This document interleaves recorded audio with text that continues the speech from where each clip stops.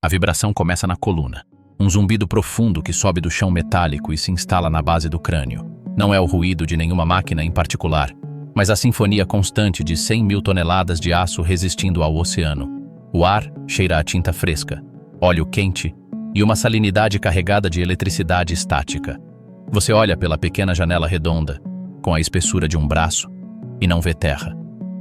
Apenas uma extensão infinita de água azul acinzentada, cortada por cristas de espuma branca, que se estende até se fundir com um céu baixo e plúmbeo.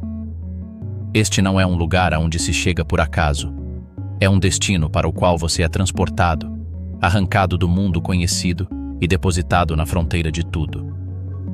O helicóptero que o trouxe até aqui, um pássaro mecânico que dançou sobre as ondas por uma eternidade, agora é uma lembrança que se desvanece no sussurro do vento. O que resta é isto: uma ilha que não é uma ilha, uma fortaleza que não defende um reino, mas um segredo enterrado a quilômetros abaixo dos seus pés. Bem-vindo ao único lugar na Terra onde, antes de ganhar seu primeiro euro, você precisa pagar com a sua própria humanidade. Bem-vindo à plataforma de petróleo. Um mundo onde as leis normais não se aplicam. Esqueça tudo o que você pensa que sabe sobre um dia de trabalho. Esqueça engarrafamentos, pausas para o café, ligações para casa durante o almoço. Aqui o conceito de horário é uma abstração tão distante quanto a costa invisível. Aqui prevalece um calendário diferente, medido em rotações, em turnos de 12 horas que se sucedem sem a interrupção de um sábado ou domingo. Leis trabalhistas, direitos, convenções sociais se confundem como neblina sobre o mar quando você se aventura neste território industrial extraterritorial. Você não está em nenhum país.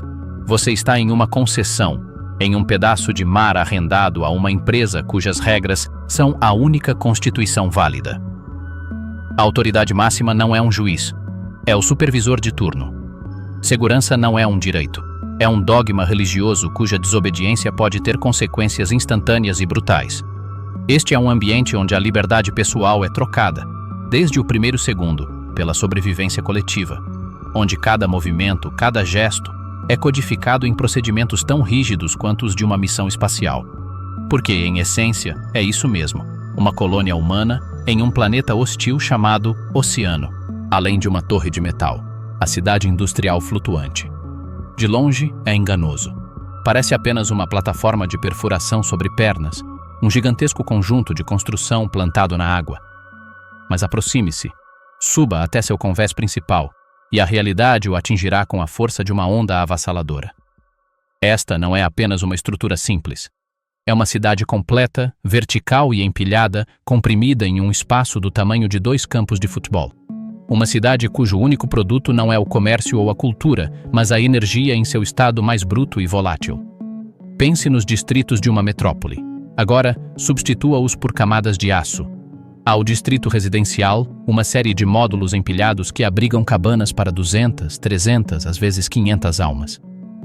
Ao distrito de serviços, cozinhas industriais alimentando exércitos, refeitórios com cheiro de comida frita e café forte, pequenas academias com vista para o abismo, salas de recreação com televisões mostrando notícias de um mundo que não parece mais real. Depois, ao distrito industrial, o coração escuro e pulsante. Ali se erguem as plataformas de perfuração. Quilômetros de tubos reluzentes serpenteiam pela paisagem, e compressores do tamanho de caminhões se agacham, exalando um sopro poderoso e constante. Ali estão os laboratórios, onde cada grama de lama trazida das profundezas é analisada. As salas de controle abarrotadas de telas exibindo pressões, temperaturas e fluxos como se fossem os sinais vitais de um paciente em coma. E abaixo de tudo isso, nas entranhas úmidas e ressonantes, jaz a usina elétrica, os geradores a diesel rugindo dia e noite, as usinas de dessalinização transformando a água do mar em um recurso tão precioso quanto o ouro, e os sistemas de tratamento tentando domar os resíduos desse frenético metabolismo industrial. O nascimento de um gigante, como uma ilha de aço, é construída. Mas esta cidade não nasceu aqui. Sua existência é o resultado final de uma das campanhas de engenharia mais ousadas e caras já realizadas. Um nascimento titânico que ocorre a centenas, às vezes milhares, de quilômetros de seu destino. Tudo começa nos estaleiros. Catedrais de metal onde o ar é denso com o som da soldagem a arco e o estrondo das britadeiras. Aqui, as partes do monstro são forjadas. As pernas da jaqueta, estruturas treliçadas que lembram torres Eiffel deitadas, são construídas em seções que pesam centenas de toneladas. O convés superior, uma laje de aço de vários andares repleta de furos pré-perfurados para cada máquina, cada cano, cada cabo, é montado como o casco de um navio colossal. Nenhuma dessas peças pode ser transportada por estrada. Elas são grandes demais, pesadas demais. Requerem barcaças especiais, plataformas semi-submersíveis que submergem parcialmente para que a carga possa ser flutuada até elas e depois içada. A jornada até o local de instalação é uma empreitada épica por si só. Poderosos rebocadores arrastam esses gigantes através do mar aberto, à mercê das tempestades, por dias ou semanas. Então chega o momento da verdade. No local designado, um navio guindaste, uma besta marítima com uma lança que se ergue como o mastro de uma catedral, aguarda. Seu trabalho exige precisão sobre-humana. Com a ondulação balançando tanto o guindaste quanto a barcaça que sustenta a peça, os operadores devem executar uma coreografia de forças opostas. Eles engatam, tensionam e, lentamente, centímetro por centímetro, levantam uma seção da perna ou do convés, que pode pesar mais do que 10 locomotivas juntas, e a guiam pela superfície da água para uni-la ao que já está lá. Cada solda realizada no mar, suspensa sobre o vazio, é uma questão de vida ou morte. Uma vez que a estrutura principal esteja montada, ela é ancorada ao fundo do mar. Para uma plataforma fixa em águas profundas, isso envolve estacas ocas com o diâmetro de um túnel, que são cravadas através das pernas e a dezenas de metros de profundidade no subsolo oceânico. O primeiro desafio: chegar vivo e saudável. É por isso que, antes mesmo de um único trabalhador pisar naquele convés novinho em folha, ele precisa passar por um ritual de iniciação que está longe de ser cerimonial e é totalmente guiado por um pragmatismo brutal. Sua jornada não começa no heliporto. Ela começa dias antes, em um centro de treinamento em terra firme. Lá, você se transforma de um cidadão comum em um membro da equipe da plataforma. Você recebe um traje de sobrevivência, um macacão de neoprene vermelho vivo e grotescamente inflado, e é jogado em uma piscina onde o caos de um helicóptero afundando é simulado. Você aprende a se libertar de um arnês invertido debaixo d'água, com os pulmões em chamas. Você aprende a inflar um bote salva-vidas em meio a ondas artificiais e fumaça. Você aprende a combater incêndios com mangueiras de alta pressão, a fechar válvulas em simuladores que vibram e soam como se fossem reais. Você passa por exames médicos exaustivos. Um coração fraco, pressão arterial mal controlada, um problema psicológico latente. Esses são motivos para exclusão imediata. A plataforma não é um hospital. É um posto avançado onde a evacuação pode ser impossível por dias devido ao clima. Então chega o voo. Você embarca no helicóptero com um nó no estômago. Está usando um colete salva-vidas automático e um localizador pessoal. O barulho das hélices abafa qualquer conversa. Durante o voo, que pode durar mais de 1 hora, você não vê nada além de água. A linha costeira desaparece. A plataforma surge como um brinquedo na imensidão, crescendo lentamente até se tornar um monstro. Isolamento total, quando o dia e a noite perdem o significado. Sua nova casa é uma cabana. Não há chame de quarto. É um cubículo de metal pintado com uma cor industrial sem graça, que você divide com um colega de quarto que, se você tiver sorte, não ronca. Há 2 beliches, 2 pequenos guarda-roupas, uma pia minúscula, uma janela, se você tiver sorte. O espaço é tão apertado que você consegue tocar as 2 paredes opostas esticando os braços. Aqui, o tempo é distorcido. As 12 horas de trabalho têm uma intensidade que descobriremos em breve. Mas as 12 horas de descanso são talvez um desafio psicológico ainda maior. O barulho nunca para. É um zumbido de baixa frequência que se infiltra em todos os lugares, uma presença constante que a princípio atordoa e depois se instala no pano de fundo da sua consciência, desgastando os limites da sua paciência. A comida, embora abundante e rica em calorias, é repetitiva. É combustível, não prazer. A conexão com a internet, se houver, é lenta, cara e monitorada. As chamadas via satélite são um luxo caro e frequentemente interrompidas por estática. Você está fisicamente isolado, mas também carente de informação. O mundo exterior torna-se um sussurro, manchetes de notícias que parecem falar de outro planeta. As notícias da sua família chegam comprimidas como mensagens em garrafas. O ciclo dia-noite perde seu significado regulador. Você trabalha tanto de dia quanto de noite, dormindo quando seu turno termina, mesmo que seja meio-dia lá fora e o sol se reflita nas ondas. As cortinas da cabine são grossas, mas a luz penetra, e o tamborilar constante das máquinas não conhece a escuridão. Esse isolamento sensorial e social é um ácido lento. Corrói a noção de individualidade. Você é reduzido a uma função, um número em um turno, um corpo ocupando um espaço em uma cela de aço. A saudade de casa não é um sentimento romântico. É uma dor surda, um peso no peito que se torna mais pesado a cada dia que passa. A única comunidade é a dos outros prisioneiros voluntários que compartilham seu destino. Amizades intensas e efêmeras são forjadas, derretendo-se em um desconforto compartilhado.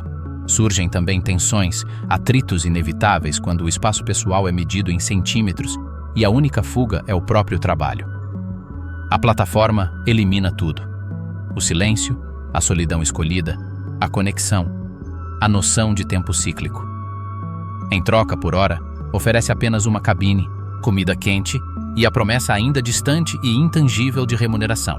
O preço da habilidade e do perigo. O despertador não toca. É uma vibração no travesseiro, um baque surdo no sono que nunca chega a ser profundo. São 5 da manhã, mas neste lugar isso significa apenas que é hora do turno da noite ceder seu pesadelo para o do dia. Lucas, um operário da construção civil com 3 anos de experiência, senta-se na cama de cima. Seu corpo parece pesado como se tivesse levado um soco, um cansaço esmagador que o sono nunca consegue dissipar completamente. Seu colega de cabine ronca na cama de baixo, um som rítmico que se mistura ao zumbido eterno da plataforma. Não há janela neste cubículo. Não há como saber se o amanhecer está chegando lá fora, ou se uma tempestade está se formando no mar. Há apenas a certeza metálica do dever. Ele veste roupa térmica, um macacão azul à prova de fogo e botas de segurança com biqueira de aço. Cada peça de roupa é uma barreira, um talismã contra o ambiente. Ele sai para o corredor estreito e iluminado por luz fluorescente e se dirige ao refeitório. O ar já cheira a café queimado e ovos fritos. Os homens comem em silêncio, trocando frases curtas, com os olhos ainda inchados. Não há energia para socializar. Comida é combustível, uma reserva de calorias para as 12 horas seguintes. Lucas devora seu prato. Ele sabe que, uma vez no local da perfuração, não haverá pausa para nada que não seja absolutamente necessário. Ele pega seu capacete, suas luvas resistentes a cortes, seus óculos de proteção, seu cinto de segurança. Cada item verificado, cada fivela apertada. Ao sair, a realidade o atinge em cheio. O ar está frio e úmido, pesado com o cheiro enjoativo de petróleo bruto e a ardência da maresia. O barulho, abafado nos corredores internos, explode aqui em toda a sua glória cacofônica. O estrondo rítmico da perfuratriz, o chiado dos canos de vapor, o gemido do vento através da estrutura de aço, o rugido distante dos geradores. Lucas caminha por passarelas com piso quadriculado, de onde consegue ver 30 metros abaixo de seus pés, as ondas quebrando contra as pernas da plataforma com um baque surdo e poderoso. Ele não olha para baixo. Sua mente já está em transição. O desconforto do confinamento, a nostalgia, a fadiga, são comprimidos e relegados a segundo plano. Agora ele entra em um estado de hiperconcentração absoluta, a tripulação de um navio que nunca navega. Esta fortaleza de aço não é dirigida por um leme, mas por uma hierarquia de conhecimento e uma sinfonia de especialidades interconectadas. Não é uma fábrica, é um organismo industrial, e cada homem a bordo é uma célula especializada em uma função vital. No cérebro, isolado em uma sala com temperatura controlada e iluminada pelo brilho fantasmagórico de dezenas de telas, está a equipe de controle. Os engenheiros de perfuração, com doutorados em geologia e mecânica dos fluidos, são os estrategistas. Eles interpretam dados sísmicos, decidem a trajetória do poço e calculam pressões com equações que poderiam preencher quadros negros inteiros. Ao lado deles, os operadores, com dedos deslizando sobre telas sensíveis ao toque, são os táticos. Eles controlam o peso na broca, a velocidade de rotação, o fluxo da lama de perfuração. Uma mudança de milissegundo em sua reação pode significar a diferença entre o sucesso e um desastre de milhões. Este é o sistema nervoso central. O sistema nervoso periférico é composto pelos técnicos de instrumentação e elétrica. Eles são os neurologistas do monstro. Eles se movem pela plataforma com estojos de ferramentas de precisão, calibrando sensores que medem pressões de milhares de bar, temperaturas de centenas de graus e fluxos de milhões de litros. Um sensor mal calibrado pode enviar informações falsas ao cérebro, levando a uma decisão catastrófica. Seu trabalho é silencioso, meticuloso e inestimável. Depois, há o sistema muscular. Os operários como Lucas, os operadores de torre, os perfuradores. Eles são a força bruta inteligente. Trabalham na plataforma de perfuração, um círculo de aço banhado em lama e ruído ensurdecedor. Conectam e desconectam seções de tubos de 30 metros de comprimento, pesando várias toneladas, com a ajuda de gigantescas pinças hidráulicas chamadas de braços de ferro. Sobe na torre, 50 metros acima da plataforma, balançando com o movimento da mesma, para guiar o tubo. Sua força física é prodigiosa, mas sua verdadeira habilidade reside na coordenação coreografada, na linguagem de gestos e olhares que impede que um erro de fração de segundo lhes custe um braço ou os transforme em uma mancha no aço. E a proteção de todo esse organismo reside no sistema imunológico deles. Os agentes de segurança, com seus olhos que tudo veem, interrompem qualquer trabalho ao primeiro sinal de risco. O coração do monstro, perfurando a profundidades inimagináveis. O coração da besta pulsa na plataforma de perfuração, e seu pulsar é o som da broca. Uma martelada profunda e visceral que ressoa por toda a estrutura e é sentida nos dentes. Mas o que acontece aqui em cima é apenas a ponta de um iceberg mergulhando na escuridão. A broca, um dispositivo do tamanho de um prato de jantar, mas revestido com diamantes industriais, gira não a 30 metros abaixo do convés, nem a 100. Pode estar a 3.000, 4.000, até 5.000 metros de profundidade, perfurando camadas de rocha sedimentar, sal, formações de xisto, sob o leito marinho. A coluna de perfuração, uma série de tubos de aço parafusados entre si, é a sonda mais longa, mais cara e mais delicada já construída pela humanidade. É um chicote de aço com quilômetros de comprimento, sua ponta guiada com precisão de 1 metro através de um alvo invisível, seguindo uma trajetória tridimensional projetada pelos cérebros na sala de controle. O segredo que mantém essa loucura sob controle não é o aço, mas a lama. A lama de perfuração, uma mistura densa e complexa de argila, é a força vital do sistema. Ela é bombeada sob pressões brutais pelo interior da tubulação, flui através da broca para resfriá-la e remover os detritos de rocha, e retorna pelo espaço anular entre a tubulação e as paredes do poço. Mas sua função mais crítica é servir de contrapeso. Nessas profundidades, o reservatório de petróleo e gás está sob imensa pressão, aprisionado por milhões de anos. Se essa pressão chegar à superfície, cria um blowout, uma explosão incontrolável que pode lançar a tubulação como um míssil, incendiar a plataforma em uma bola de fogo visível do espaço e causar um vazamento com consequências incalculáveis. A lama, com sua densidade precisamente calculada, cria uma coluna hidrostática que mantém essa pressão infernal sob controle, dançando com pressões catastróficas. Tudo na plataforma é um exercício de gerenciamento de pressões colossais. Isso não é uma metáfora. É física pura e brutal. Os oleodutos que transportam petróleo bruto do poço até os tanques de processamento suportam pressões que poderiam cortar um braço humano como manteiga se uma articulação falhasse. Os compressores que injetam gás para manter a pressão do reservatório são câmaras de luta constante. Os separadores, onde o petróleo bruto, o gás e a água são separados, são caldeirões de titãs, onde forças opostas se equilibram em um balé delicado, porém violento. Os operadores não tocam diretamente nessas forças. Eles as dominam através de uma selva de válvulas, válvulas de bloqueio, válvulas de controle, válvulas de segurança, válvulas de alívio. Algumas são manuais, grandes rodas que exigem dezenas de giros e a força de 2 homens para serem movidas. Outras são acionadas hidraulicamente ou eletricamente, controladas por uma tela. Mas, em caso de emergência, a filosofia é clara: falha certa. Certas válvulas são projetadas para fechar automaticamente se detectarem uma queda de pressão, um aumento de temperatura ou um sinal de incêndio. São os esfíncteres do monstro, seu último reflexo de autopreservação. Trabalhar ao lado desses sistemas é como dançar com um dragão adormecido. Um técnico calibrando um transmissor de pressão em uma linha energizada sabe que entre sua luva e a fúria contida do metal existe apenas um anel de vedação da espessura de um lápis. Um soldador reparando um suporte próximo a uma linha de gás de alta pressão sabe que o calor do arco de solda poderia, em teoria, enfraquecer o metal e causar uma rachadura. A profissão mais perigosa: manutenção no inferno. Se a perfuração é o coração e o processamento o estômago da besta, a manutenção é a sua guerra constante com o sistema imunológico. E nesse quesito, algumas batalhas são lendárias pelo seu risco. Imagine um soldador, envolto em um traje à prova de fogo, no topo de uma torre de ventilação, a 40 metros acima do nível do mar. O vento uiva, tentando arrancar sua máscara.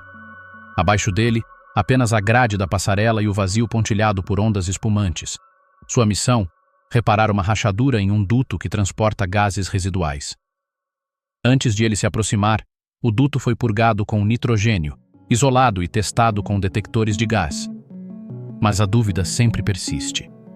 Uma bolsa de gás residual pode ter ficado presa. Uma faísca perdida pode encontrar o caminho.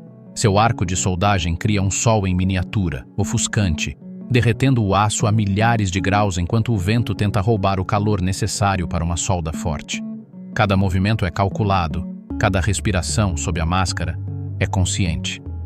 Ou considere os mergulhadores de manutenção. Eles não são mergulhadores de resgate, mas sim os técnicos que descem até as pernas submersas da plataforma. Seu mundo é uma penumbra verde e fria. A pressão da água a 30 metros de profundidade é 4 vezes maior que a pressão atmosférica. Trabalham com ferramentas hidráulicas especiais, iluminadas por holofotes que atraem cardumes de peixes curiosos. Seu inimigo é a corrosão galvânica, o câncer do aço no mar.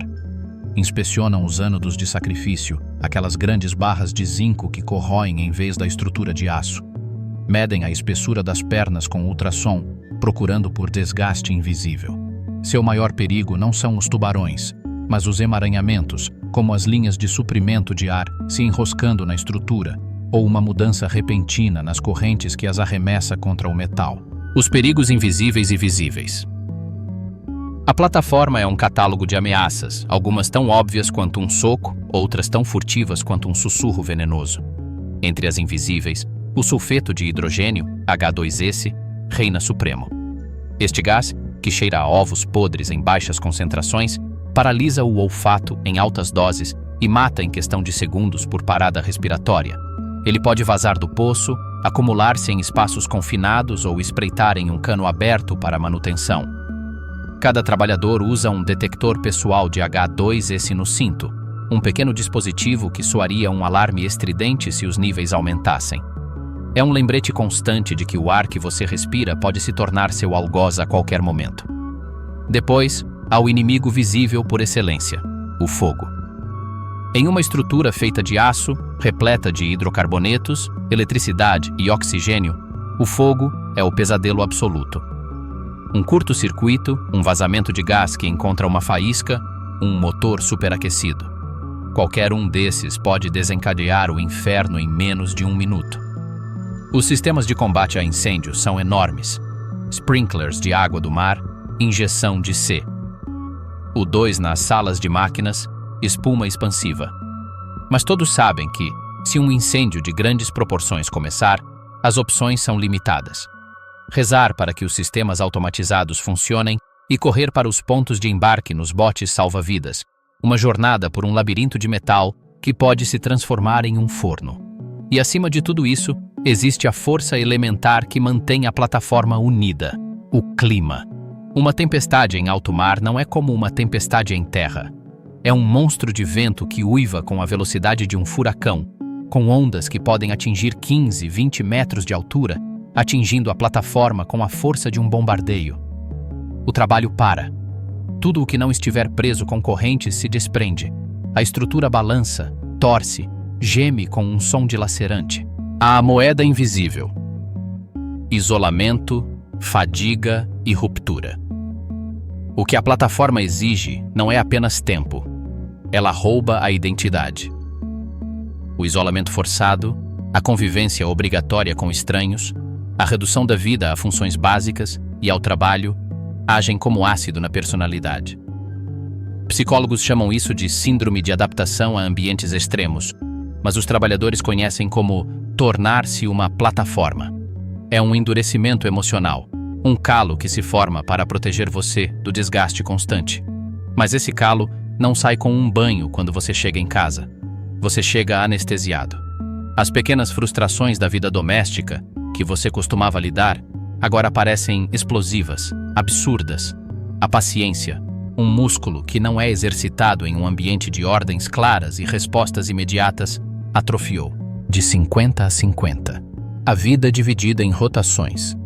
O sistema de rotação, os famosos 28 dias de trabalho seguidos de 28 dias de folga, ou 14 por 14, ou até mesmo 21 por 21, é vendido como um grande benefício. Você trabalha metade do ano. Mas é uma ilusão matemática que mascara uma fratura existencial. Você não vive um ano inteiro. Você vive duas vidas paralelas que raramente se sincronizam. A vida A é a da plataforma, um mundo de segurança cinza, azul e laranja, governado pelo relógio de turno, ruído e dever. A vida B é a do chão, cor, caos, família, gestão, lazer. O problema é a troca, a mudança de mentalidade. Os primeiros dias em casa não são para descanso, são para descompressão. Seu corpo e mente ainda estão no fuso horário da plataforma, ainda acelerados, ainda em modo de sobrevivência. Você precisa literalmente se desintoxicar do estresse.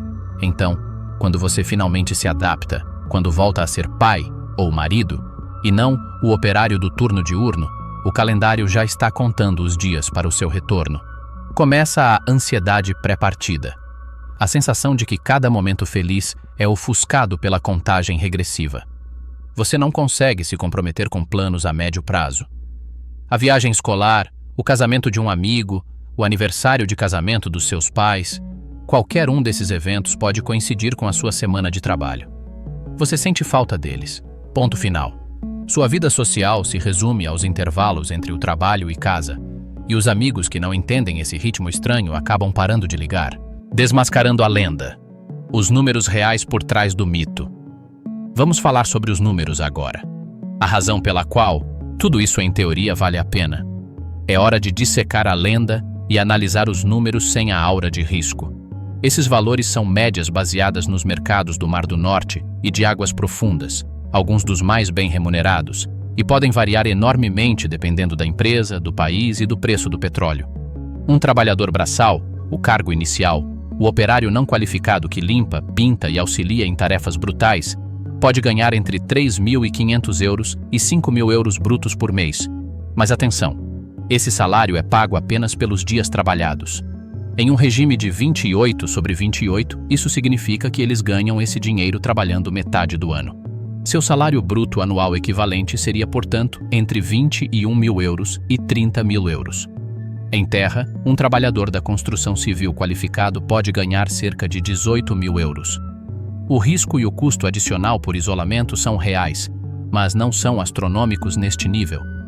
Um supervisor de perfuração, o responsável pelo turno, com 10 anos de experiência e certificações substanciais, é uma história diferente. Eles podem ganhar entre 800 e 1.200 euros por dia.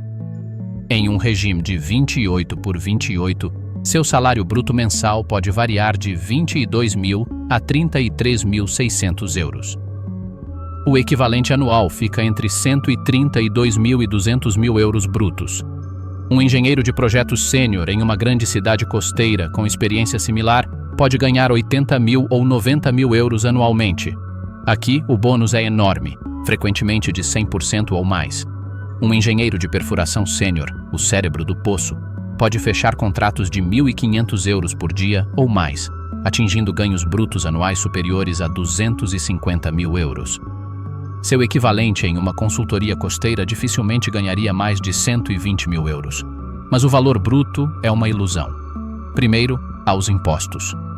Muitos desses contratos são feitos por meio de empresas com estruturas tributárias complexas, mas, no fim das contas, a Receita Federal fica com uma grande parte. Segundo, durante seus 28 dias de folga, você não gera nenhuma renda. Você precisa administrar esse dinheiro para cobrir 2 meses de despesas reais, incluindo hipoteca, carro e família. Terceiro, há o custo da reintegração à vida, os gastos intensos com lazer, viagens ou presentes caros para compensar as ausências, que tendem a disparar durante os períodos de férias. Em última análise, o fluxo de caixa é enorme, mas errático. Você ganha muito apenas para, paradoxalmente, ter que administrar seu dinheiro com frugalidade monástica por meio ano, ou cair no ciclo perigoso de esbanjar dinheiro em viagens e depois aguardar ansiosamente o próximo voo que lhe trará ainda mais. Quando o corpo e a mente dizem: basta, a plataforma deixa cicatrizes que o tempo não apaga. A mais comum é a perda auditiva. Mesmo com proteção auricular, a exposição crônica ao ruído de máquinas pesadas, compressores e furadeiras acaba cobrando seu preço.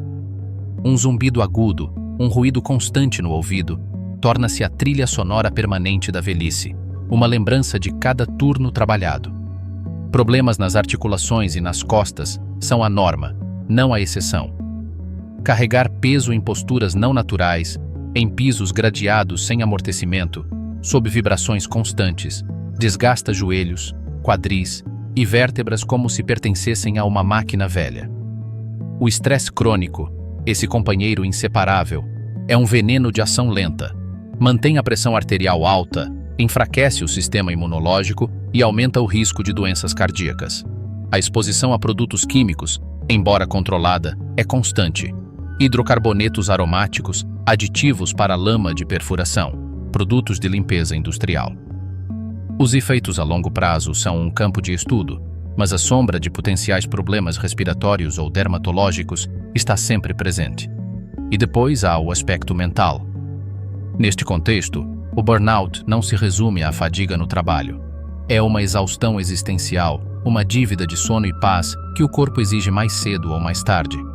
Muitos veteranos se demitem não porque o salário deixa de ser bom, mas porque seu estado físico ou mental chega ao limite.